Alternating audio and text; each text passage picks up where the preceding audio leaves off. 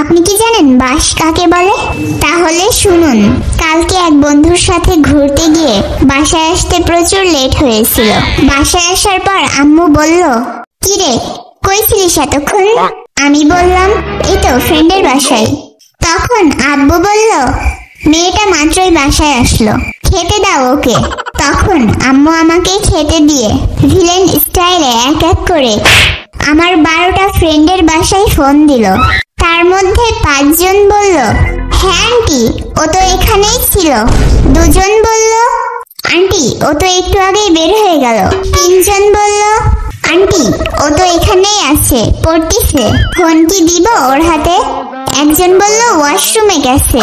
আর একজন তো বেশি পাকনামি করে আমার কণ্ঠ নকল করে বলল, হ্যাঁ আম্মু, কিছু বলবা? এখন বলেন তো কেমনটা লাগে?